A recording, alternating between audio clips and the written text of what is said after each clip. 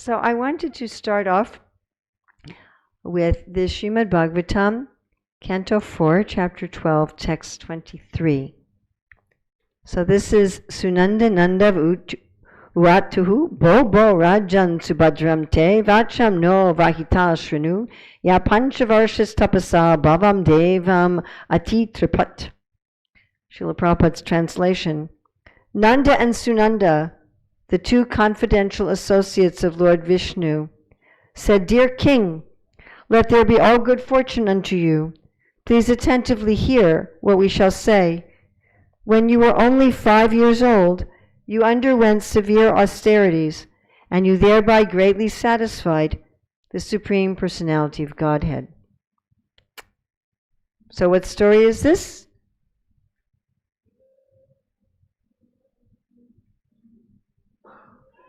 No?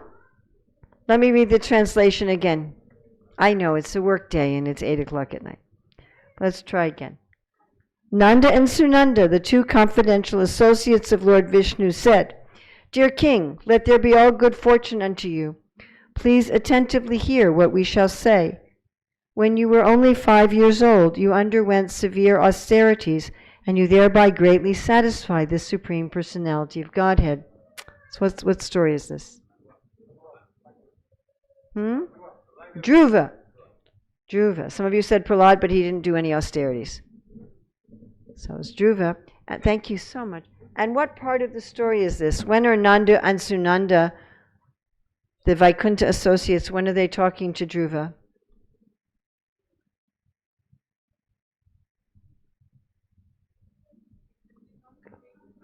Yes, when they come to take him back to Godhead. Excellent. So this is when Druva Maharaj is leaving this planet and getting on an airplane to go to Vaikuntha. So here's Srila Prabhupada's purport. What was possible for Druva Maharaj is possible for anyone. Now, Prabhupada's not talking about only breathing once in a month. Any 5-year-old child can be trained, Prabhupada says, and within a very short time, his life will become successful by realization of Krishna consciousness. Unfortunately, this training is lacking all over the world. It is necessary for the leaders of the Krishna consciousness movement to start educational institutions in different parts of the world to train children starting at the age of 5 years. Thus, such children will not become hippies or spoiled children of society. Rather, they can all become devotees of the Lord. The face of the world will then change automatically. I think this is astonishing because we would all like to have a better world, wouldn't we? Yes? With just this one thing. Oh, very nice. With just this one thing, Prabhupada's saying, if we train our children properly, then Prabhupada's saying just from that one thing, the whole face of the world will change. Imagine if we had a world full of prasadam restaurants, a world where people drank milk only from protected cows, where there was hardly any crime, where there was ethical, caring rulers, where the land, water, and food were all nourishing and full of vitality, where there was a world where everybody is falling in love with God, where everyone had natural prosperity, where we're all under the shelter of the divine energy like we were studying about yesterday, instead of under the shelter of the trident-wielding Durga Devi, where spiritual perception was part of all parts of life, where it was very easy to do yat karoshi yat agnasya yat tahasti dati yat tapasyasi kantaya tat karushva madarpana, where it was be very easy to offer everything to Krishna. And Srila Prabhupada says we can very easily do this if we train our children starting at the age of 5 years. So this is not only something that can change the world, but something that can change us as individuals. Srila Prabhupada writes in his purport to 412.43, one simply has to become as serious, as sincere as Druva Maharaj. Then it is quite possible to attain Vaikuntha and go back home, back to Godhead in one life.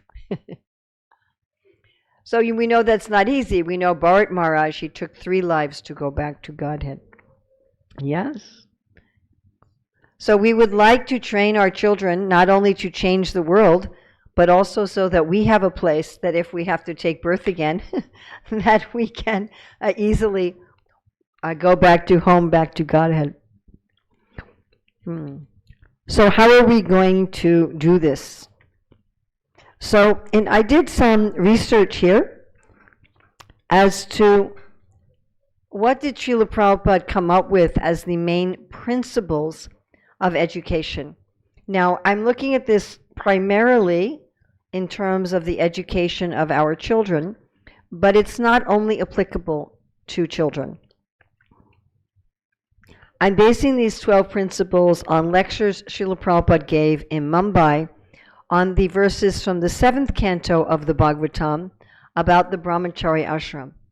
And Srila Prabhupada was going back and forth in this lecture between talking about the adults who lived in the Brahmachari ashram and the children in the Gurukula.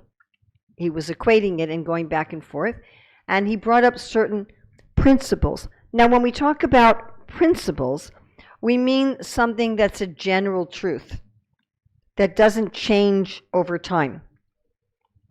We're talking about something that was true in Treta Yuga and is true in Dwapara Yuga and is true now. Details will change, yes? Will details change? 100%. Sure. Even 10, 20 years, details will change. Am I correct? Like Bhagavatam says, the brahmachari should wear matted hair and deerskin. Should we do that? But it's in the Bhagavatam. So why don't we do it? Because it's a detail. And Sri Chaitanya Mahaprabhu didn't like the devotees wearing deerskin. I don't think Srila Prabhupada would like it if we had dreadlocks. Like it says, the ladies in the Vanaprastha order, they should have dreadlocks and torn clothing. But I don't think Prabhupada would like that. If I said, Prabhupada, I'm going to have dreadlocks and tear my clothes. So these details, these are always changing. What's appropriate? I mean, even if you think about where Sri Chaitanya Mahaprabhu didn't approve of Srila Sanatana Goswami having a nice chadar. You all know that story? Srila Sanatana Goswami, as he was traveling, he saw some relatives and his brother-in-law gave him a nice chadar. And Mahaprabhu says, this is contradictory. How can you go out begging when you have a nice chadar? And so Sanatana Goswami went to the riverbank and he saw some poor man with some patched chadar and he said, I want to trade. And the man's like, you're crazy. And he said, no, let's trade. And Mahaprabhu was very pleased. But in 2023, I don't think that we who are preaching Krishna consciousness should have old, torn, patched clothes. Am I making some sense? In fact, Prabhupada said, first dress, then address. And Prabhupada Prabhupada wore nice clothes. In fact, when Prabhupada first became a Vanaprastha, and he was staying at the Gaudiya Math temple in Delhi, so he told the leader of the temple, he said, I need to go out preaching, and my dhotis have holes. I need 2 new dhotis that don't have holes. You follow? So you could say that's the opposite of what Sri Chaitanya Mahaprabhu said to Sanatana Goswami. He said, if you're going to go out preaching as a renunciate, you cannot have nice new clothes. And Prabhupada said, I have to go out preaching as a renunciate, I need nice new clothes. So these details change according to time, place, circumstance, and they can change very quickly. What's appropriate preaching now will be a little different in 10 years, and a little different. The circumstances change. So exactly how we structure education, the details are going to shift. But principles remain the same. And it's very important when we look at education to look at principles. Another simple example is when Krishna and Balaram were in the Gurukula. So what kind of things were they learning? Does anyone know what they were being taught by Sandipani Muni?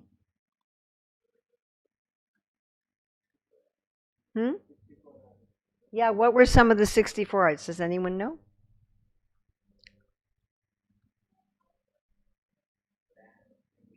Dancing and singing. Okay, what else?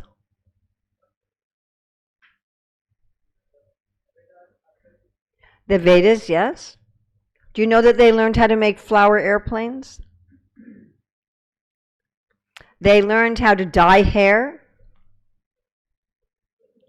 They learned how to play musical instruments underwater. So people say to me, we want an authentic Gurukula, and I say, will you make flower airplanes then? So these are details. We don't know how to do that anymore. At least I don't know how to do that. Any of you know how to make flower airplanes? You do. Excellent. We will hire you for our next school to be our next school principal. So these things we cannot do. All respect you, but so those are details. Okay, so you ready to hear the principles? Yes? Okay. So I think this first one is something that's extremely important. This is the love between the guru and disciple. This was from, as I say, these are from lectures Prabhupada was giving in 1976 in Mumbai from the 7th canto, and this was from 7.12.1.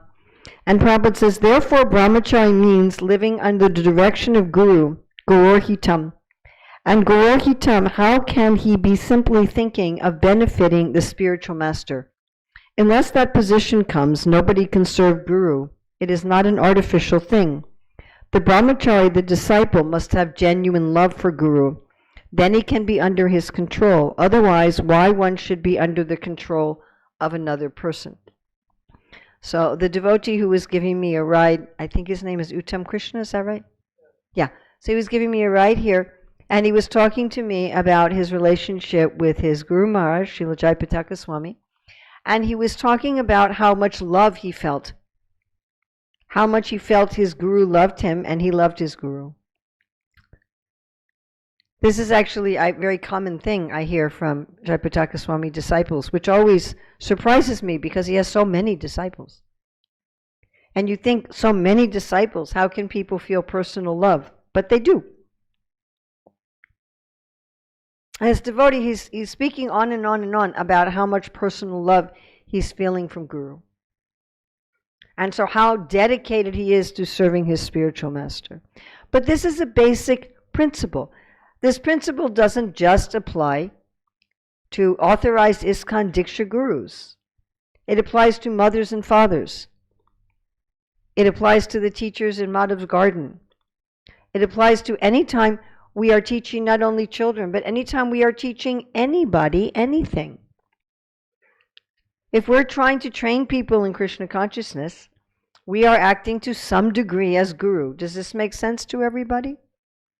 And there should be love. The person that we're teaching, they should feel that we love them. I remember when I first became a teacher, very, very beginning, and my GBC came to visit the new school, and he said, Urmila, I know you love the children. Make sure they know you love them. And I thought, okay. It really guided me. So I often tell this story about my father. Maybe many of you have heard this before. So from the time I was about 2 years old until I went to university, pretty much every morning, unless he was traveling for business, my father spent 2 hours with me. Now, he was the CEO of a multinational company. And, oh, thank you so much. And he was also temple president. It was a Jewish temple, not a Hindu temple, but he was a, thank you. Still he was a temple president. So he was a busy man, you understand? He was a very busy and responsible person. And still he took out 2 hours every morning for his little daughter. And what did we do? I mean, he would play games with me. He would teach me stories. He would make my breakfast. My mother got up late. My father didn't cook. I don't think he ever cooked anything in his life. But he would squeeze fresh orange juice. He had one of those things you see in India on the carts where they put the thing and then they squeeze down. We had one of those. And every morning he would make fresh orange juice. I mean, when I say he would make my breakfast, he would toast some bread and put butter and honey on it, or just give me some cereal or something like that. And we would just spend time together every day until he went to work or I went to school. Every day. I mean, unless he was out of town. And because of that, he purchased me. You understand? When I was growing up, practically everybody smoked cigarettes. Cigarette advertisements were on television. Probably 90% of the kids in my high school smoked, but I never smoked. Why? Because my father said to me from the time I was 3, don't smoke. I wasn't that I thought, oh, I'm going to get cancer or something like that, because, when you're young, you don't think you'll ever get anything. So it wasn't like that, and my friends were all smoking. But I would never want to disappoint my father, because I felt that he loved me. When Srila Prabhupada gave me second initiation, when he gave me Gayatri Mantra, my father gave Prabhupada a check for life membership, and Prabhupada said, good father, good daughter. My father, very rarely, I think twice in my life, was he ever angry with me. He didn't need to be. There was such a relationship of love and trust that naturally I wanted to please him. And this is the natural situation of any living entity. We want to please anyone who loves us. So the first principle of education is love the people you're teaching. Now that's not always easy, is it? So once as a teacher, I had this one student who was not very lovable. Just honestly, he was not very lovable. He was in fact extremely annoying. He was always asking me questions to which he knew the answer, and he would ask the same questions over and over again. And evidently he was annoying to his parents too. I don't think they liked him very much. And one day I realized I really don't like this child. And then I didn't know what to do, because my first mentor in teaching had told me never teach a child you don't like, and I didn't know what to do, because I couldn't go to the parents and say, you need to take your child out of my class because I don't like him. That wouldn't have worked at all. So what was I going to do? So I decided that I was going to try to pretend to like him. Oh, so nice to see you again at my desk. I studied acting, so I was just acting. And gradually, by doing that, several interesting things happened. First of all, I started to like this student. By pretending to like him, I started to actually like him. Now, he never became like my favorite student, but I started to actually like him. And he also became less annoying. And I found the other students started liking him more. I don't know if his parents ever liked him more, but the other students started liking him more. I started liking him more. And I realized it's just absolutely essential that you have to care about the people you're teaching. At least one has to care about them spiritually.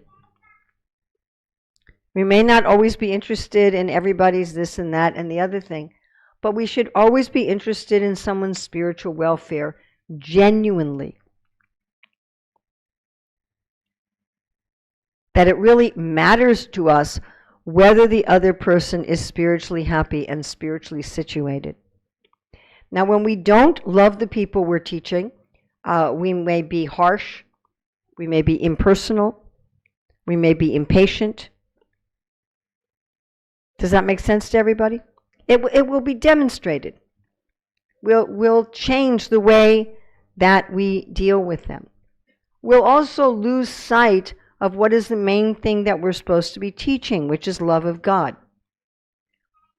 Like I was asked to consult with one devotee Sunday school, and it was funny, it was also about Druva Maharaj. So they said that they were losing all their children at the age of 12. The kids would come to the Sunday school, when they were 12, they would leave. And I said, well, what are you teaching? And they said, well, we have them read some story like about Druva Maharaj, and then answer multiple choice questions. And I was like, that's not fun. She said, well, we have to teach Divya again. I said, that's not Divya again. That's just trivia. And the mood of this person was very harsh. So if we really love our students, we're going to care that they love Krishna. We're going to care that they are full of joy. Prabhupada said, if you're not joyful, you cannot make advancement. When you love someone, you want them to be happy. And people can tell if you love them or not. So that is the first principle. Not just that we're teaching because I'm the teacher, or because I'm the mother, or I'm the father, or I'm the this, I'm the that, but because I really care. And we need to care about everyone that we're teaching. And they need to feel that we care. We need to demonstrate that we care in a way that's meaningful for them. Okay, the next principle of spiritual education is sense control. And Prabhupada talked about this specifically in terms of the brahmachari ashram, learning to be sense controlled in terms of the men dealing with women. Of course, in our modern society, this concept is becoming less and less understood. Isn't it? Right? More and more people are thinking, well, I'll get married when I'm 28 or 33, and until I get married, I will have so many boyfriends, so many girlfriends. Am I correct? It's happening, and it's happening even in the very traditional societies. It's not that any place is immune. You know, you may think in India you're immune, but you're not. It's this concept is coming into India. You know, even this idea of making it illegal to marry, but now I think the women have to be 18 and the men have to be 21. And it's getting pushed later and later and later and later. And then people are, how shall we say, they're not behaving properly as they're waiting to be 35 or whatever. And they don't understand the purpose of it. People no longer understand why they should be sense controlled. So without becoming sense controlled, one cannot experience a higher taste. And this is sort of a conundrum, because you cannot be sense controlled unless you have a higher taste, and you cannot get a higher taste unless you're sense controlled. Does this make sense to everybody? I am not going to be able to experience spiritual happiness if I'm addicted to material sense gratification, but at the same time, I am not going to be able to give up material sense gratification unless I experience a higher taste. So when we say that a principle of education is sense control, what we should be including in that is having a higher level of pleasure. If we're just trying to teach sense control as a discipline, it ultimately will not work. Or people will get it to work by trying to force themselves and repress themselves, and that is not sustainable. Am I correct? Prabhupada says you cannot kill desire. What we can do is we can desire something higher. We can experience something higher. So this principle of sense control implies a higher standard of pleasure. Not simply, moral rules. Just like everybody knows in Bahrain that the Saudis espouse this heavy system of austerity, and then they come here to enjoy. Everybody knows that, right? And the Saudis know that, and they tolerate it. They figure, well, Bahrain is like the safety valve. People can go there and do whatever they want on the weekend, and then they come back and pretend that they're so sense controlled. So that's not what we want. So a principle is getting people to experience a higher pleasure. Now, how are we going to do that? That's not something that you can make happen for somebody else. But you can certainly put people in a situation where they're likely to experience spiritual pleasure. You can set up systems of training and education where people are very likely to have genuine spiritual experiences. And that is much more important than whether or not you teach this and this and this point of the philosophy. Because we're not simply trying to have an intellectual understanding, we're trying to have a transformational experience. The point of the philosophy is so we can approach the practices with the right consciousness. You don't just want to get people to chant. You want to get people to chant with the right consciousness, so that they're likely, by their chanting, to have a transformative spiritual experience.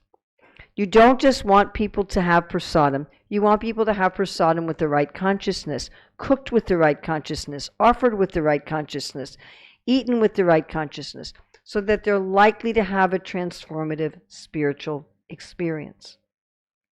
When we have a transformative spiritual experience, sense control is so easy that we practically don't have to make any effort for it at all. Have we all experienced this? Yes. Just like when you're enjoying prasadam, it's not an austerity to be a vegetarian. It's not a battle. You're like, oh, I want to eat non-veg. It's natural. So it should be like this with everything. All right, the next principle is to worship the Lord and the spiritual master. Now, it's quite interesting. This morning I was hearing Srila Prabhupada say that puja means worship, but worship, he said, there can be formal. Like you could worship some important person just out of respect. He said, but bhaj, that kind of worship, has to have love. So again, we're coming back to the same thing of love. That worship the Lord not as a formality. So worship of the Lord should be included in education. Not just learning about worship, but actually worshiping the Lord. And training people how to worship the Lord with love. Sometimes we get into just the rule, where you have to offer your food like this, you have to say this mantra, and people will argue, I don't know why people do this, but people will argue, how many circles do you move the incense, and do you offer first this way or that way, do you go from left to right or right to left, and you...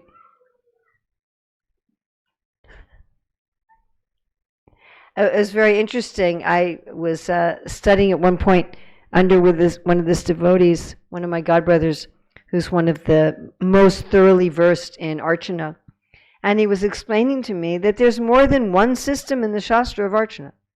And I was very surprised.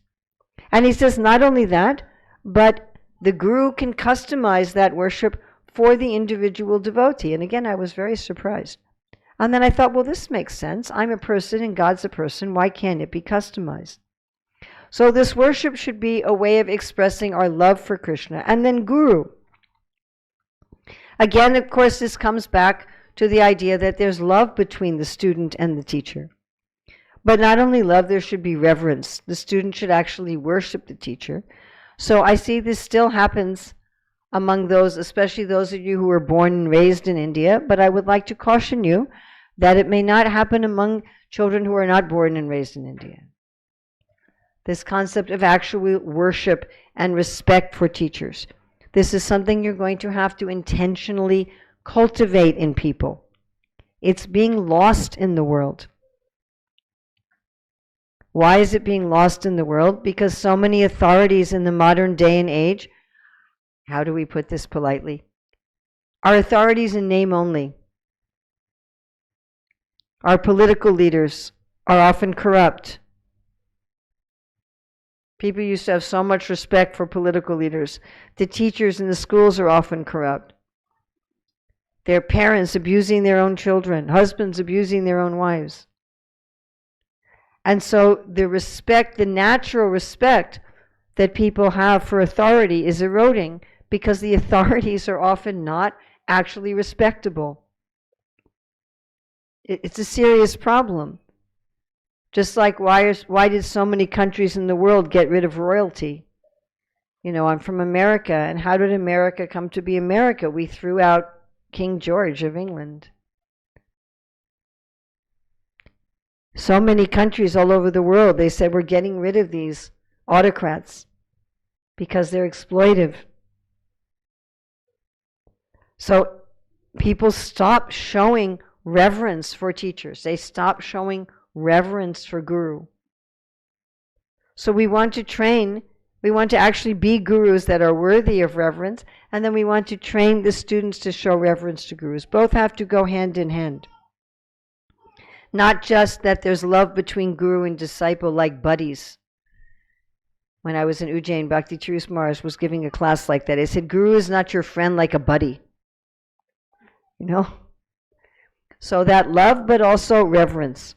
Okay, the fourth principle, no one likes this one anymore. Get up early and go to Mangalarti. This is not very popular anymore in the Hare Krishna movement. When I joined, everybody got up early and went to Mangalarti. And now, I don't know. Now everybody stays up late. Now we have the stay up late Hare Krishna movement. But somehow or other to rise early and have Mangalarti, to worship the Lord in the morning. As so many times in our homes, the mornings are just simply chaotic, rushed, frantic times. Hurry up, go to school, pack your bags, you have to do this, what about this, how you going to work, and everybody's just running around, you know. And nobody has any time for any sadhana, just some little thing. Hare, wake up the deities. Wake up, wake up, wake up, wake up, wake up. Here's some food. Okay, hurry up, pack your bag on the bed, they're coming.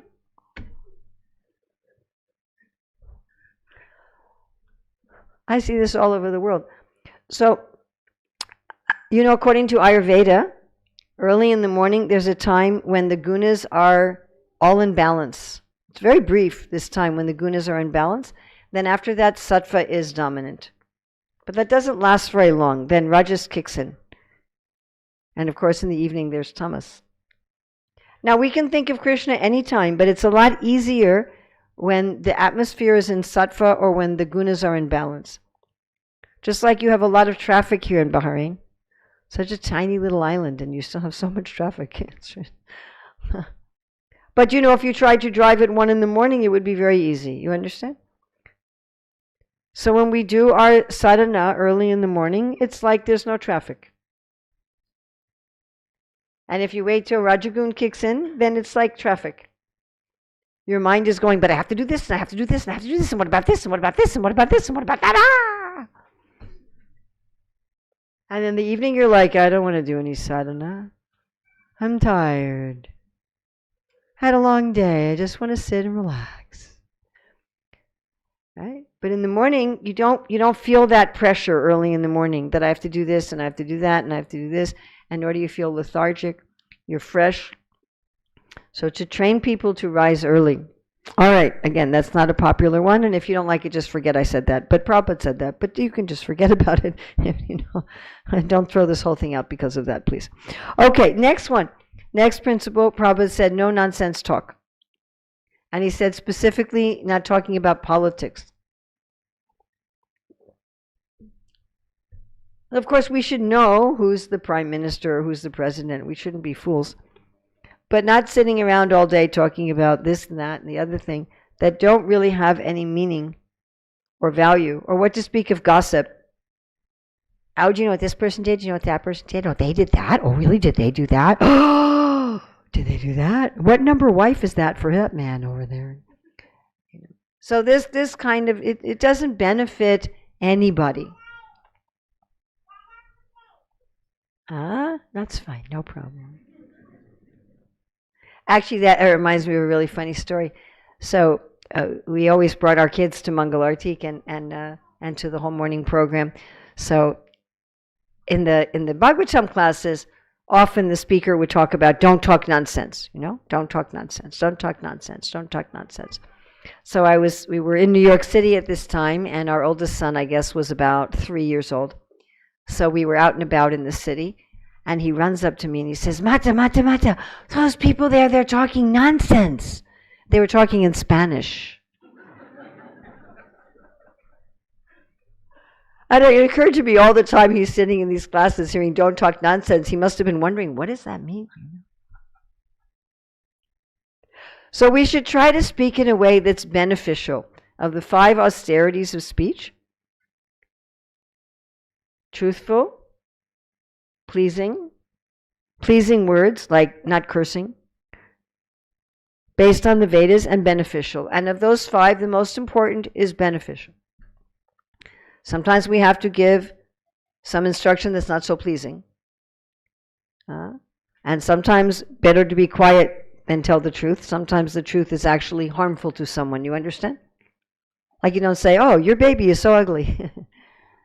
So sometimes we can be silent, but we should always be beneficial. This is the essence of no nonsense talk. To make sure that what we say is benefiting me and benefiting the person who hears. There should be, if we can't benefit, then we should be silent and not waste our time and others' time. Okay, the 6th one is to study the Vedas, and Prabhupada said especially the Bhagavatam.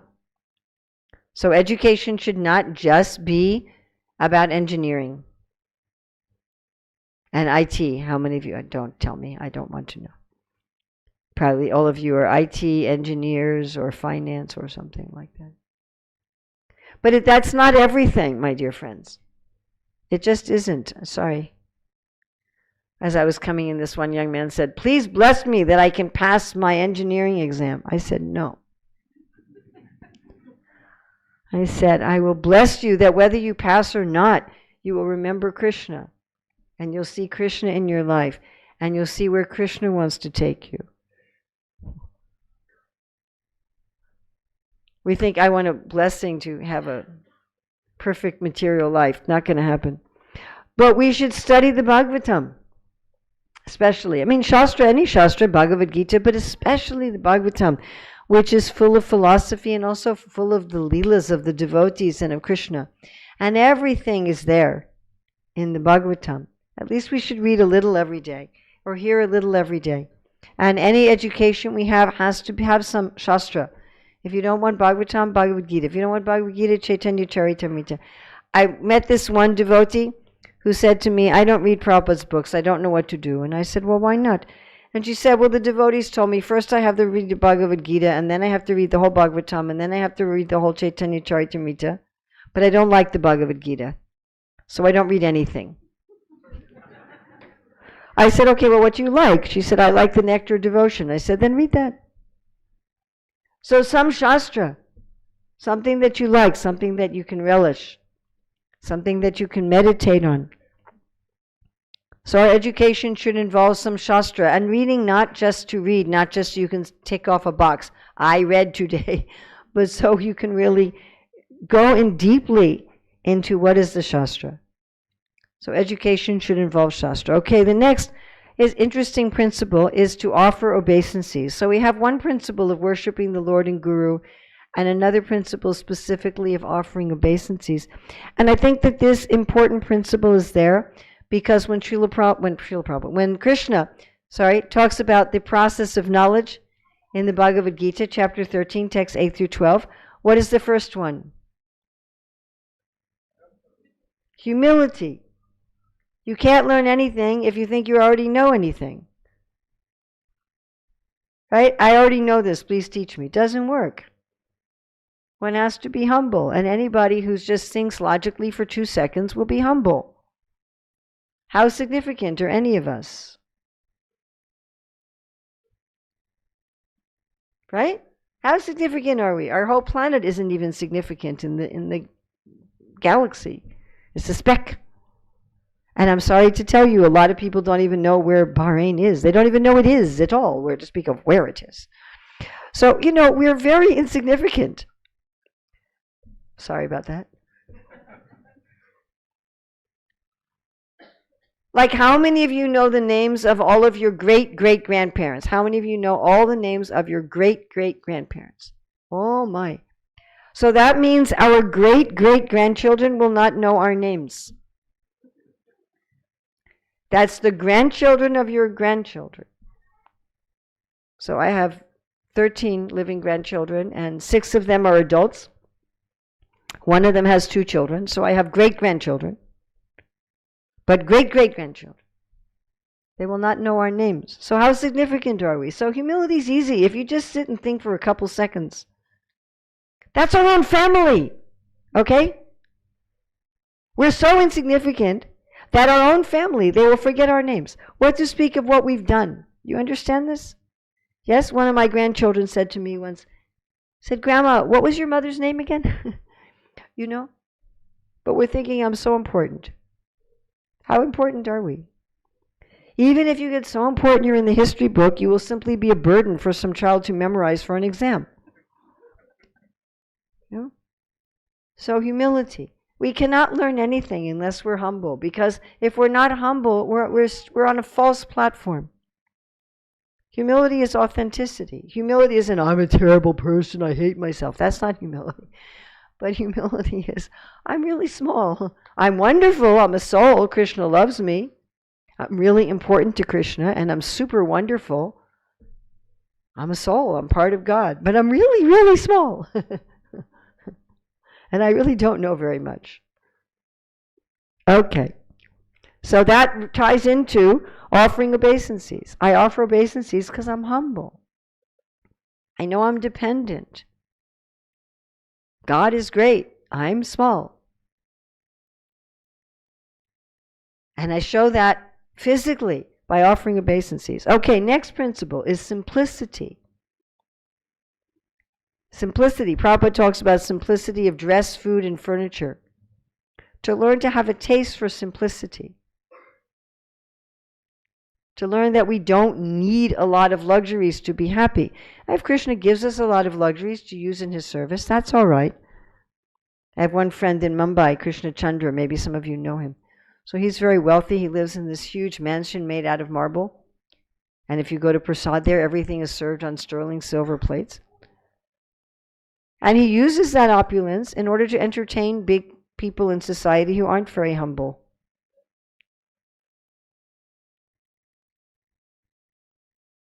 Yeah, so he uses it in service. But if we learn how to deal with simplicity, then we can be happy with anything. I remember my youngest son telling me that he went on a business trip with a group of people, and the hotel they were staying in, the hot water stopped working. And the other persons there was saying, I couldn't shower this morning, and he thought, I went to Gurukul, I didn't have any problem. So to learn to be simple. If all you have is, khichdi, you're happy. If you have samosas, you're also happy, but if you have khichdi, you're happy. You follow? That you don't feel like I need to have a lot. If Krishna gives me a lot, I can use in service, fine. We're yukta vairagis. We can use everything in Krishna's service. All right. Now, this next one is interesting. Prabhupada says, begging and giving to Guru as a principle of education. This is actually not a detail, but it's a principle. This idea of giving dakshin. Because Krishna says that a yajna without remuneration to the priest is in tamagun. If I'm taking and I'm not giving back, that's in tamagun. This also, of course, has to do with humility. Because if I'm taking and I'm not giving, it means I feel entitled. I'm so great, you have to give to me. I don't have to give anything back. Also, that's not loving. Loving, Prabhupada just heard him the other day, was saying in reference to God, we're taking so much from God, we should give also. So not just worshiping the Guru, and not just offering obeisances, and not just loving the Guru, but actually giving to the Guru. And this concept of begging and giving to the Guru. Now, in modern schools, at least in America, many times the children have some kind of fundraiser for their schools. I don't know if you do this here, but in America this is very common. Even like the government-funded schools, or even private-funded schools from very rich people, still they do this. The students engage in some kind of fundraisers. Maybe they make cookies or cakes at home, and they come sell it to make money for the school. Or they're doing something to help earning money for the school. So they get a sense that I am also responsible. Not just I'm entitled and my parents are paying, the government is paying, but I need to give back. Now this, my dear friends, is an important principle.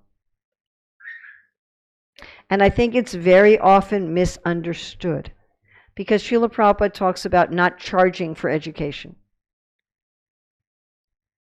I mean, sometimes we have to, because the venue and everything costs money and we don't have a choice. You follow? Sometimes you have to. You have to set a fee because you have fixed expenses in the situation. But just because someone doesn't charge doesn't mean people shouldn't give. It's not that people should think, oh, everything's free, I can just take. So this is a principle we should give back. Something. If you can't give any money, give a flower. You follow what I'm saying? It's something. Something. I mean, Prabhupada talks about, of course we don't usually do this, but he talks about that usually whenever you go to a temple, you bring something. A palmful of rice, a flower. He said even a poor person can bring a flower, can bring a little bit of water. Some way of giving. And giving, again, with humility. This concept of begging and giving to Guru is also some kind of humility. That without humility, everything is on a false platform. And this other one is interesting because this sounds really, really like a detail, and that is eating only when called. So, in the traditional Gurukula, Prabhupada said that the teacher would have to call everyone by name for the meal. They wouldn't just ring a bell or something. And if they forgot to call you by name, you didn't come. Now, the essence of this is the training that everything should be under the authority of God. Because once somebody finishes their education and they become an adult and they're working, they may forget this. I mean, once you're out working, you're not going to wait for your guru to call you to meals. That wouldn't work. You would starve to death in your own house. But you have this mentality that everything should be under the authority of God. That everything should be to please the Lord. And then, of course, Prabhupada says the main principle of education is to chant Hare Krishna, Krishna Krishna, Hare Hare, Hare Rama, Rama Rama, Hare. I don't think I have to. Do I have to talk about that? I don't think so. Okay. The next one is expert, to be expert. And this one I really like, so I'm going to quote here from Prabhupada's lectures. Again, all of these are from Prabhupada's lectures in Mumbai in 1976 on the 7th canto. Prabhupada said, not that because he has become Krishna conscious and Vaishnava, he is unable to do anything of this material world. No. One who is Krishna conscious, he is conscious of everything, and he knows how to deal with them. That is called daksha. Not that, quote, because I have become Krishna conscious, I have no knowledge in other things, unquote. No. Every.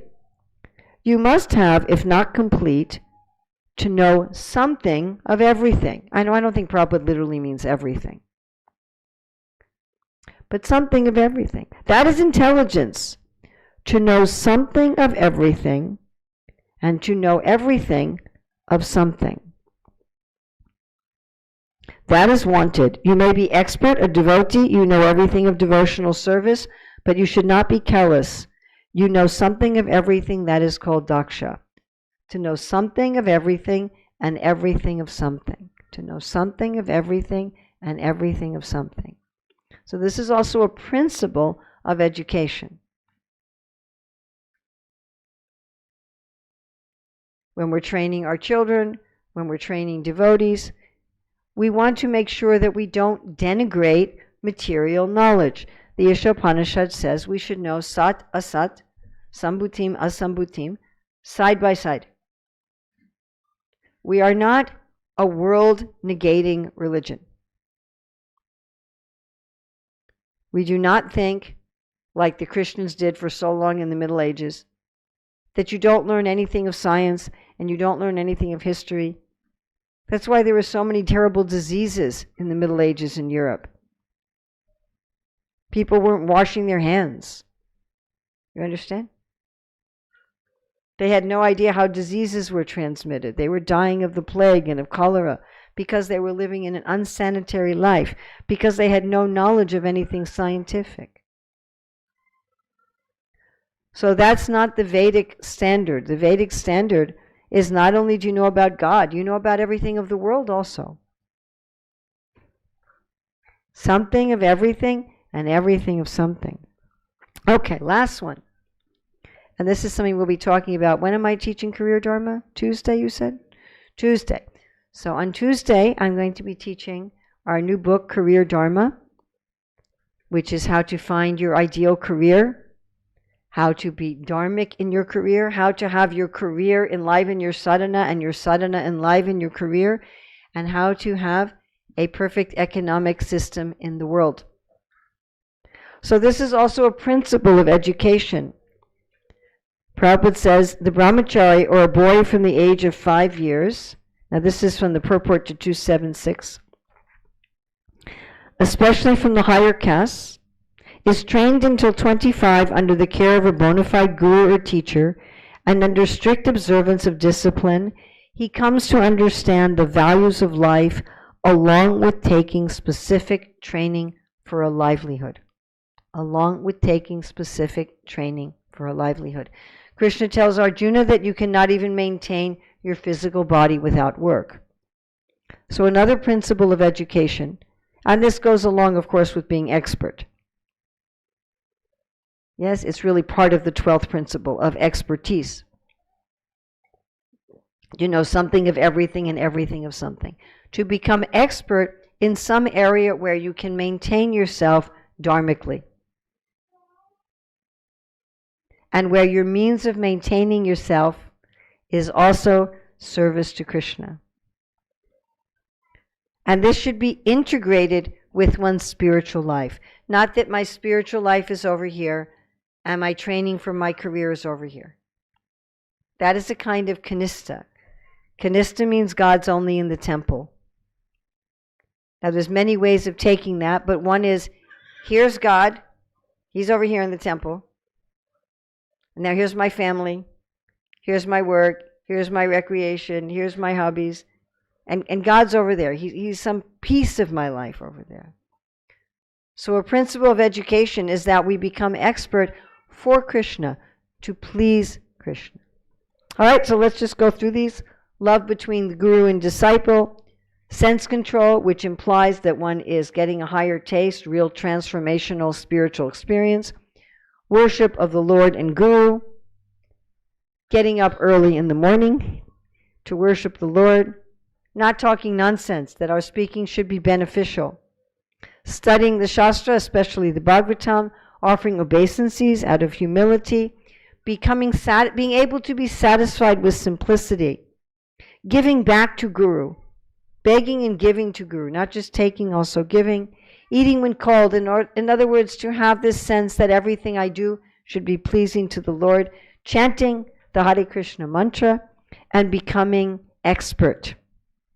Okay, well, it's already a few minutes after 9, so I don't know if we want to take time for questions, because you all have to get up early in the morning tomorrow. And we started a little late. So what are we doing tomorrow? Tomorrow is going to be the mood of teaching, so I think it will be a little targeted to people who are teaching. I mean, anybody's welcome, but it is going to be a little targeted. And then Tuesday we're going to do Career Dharma, and how we just have 5 Career Dharma books, right? I know, that's so sad. But I think if you want more, you can order more. Okay. And then what are we doing Wednesday? Oh, enthusiastic bhakti. So Wednesday we're going to have enthusiastic bhakti, and that'll be the last class. Okay? So I want to, yes? I don't think we should. It's after 9. You really want to ask a question, huh? All right. He really wants to ask. Yes, one question. One only. Yes. At the beginning you mentioned about principles, and how you said that principles, how it is remaining, and then there is a details, and the details can change. But my question is that if the details, continue to change so much that there is a possibility of principles being diluted? So that is why we want to study the principles. Like Burjan Prabhu asked Srila Prabhupada, how do we know the difference between principles that don't change and details that change? He says that requires intelligence. So I personally feel it's extremely important to study principles. Because if you study principles, you're going to be very careful that when details change, and they must change. Actually, Prabhupada said it's required to adjust to time, place, and circumstance. That you will, by understanding the principles, you won't dilute the principles. Let's just give a very simple example. How do you stay alive? To stay alive, you have to do two things. You have to keep your identity, and you have to adjust to your circumstances. If you don't do both of those, you'll die. And this is true for an individual, it's true for an organization. An organization has to keep its identity, not sacrifice its identity and its principles, and adjust to circumstances. You have to do both. Prabhupada says this, you must, it is required to do both. And therefore, the most important thing for us to study is what does not change. And often we fight a lot about the things that have to change. Which is, it's not a very good use of our energy. But what we should be looking at is when we have to adjust as the world changes, which we absolutely have to, how do we do that in a way that doesn't touch the principles? But if you don't know what the principles are, you can't do that. Does this make some sense? Yes? Okay.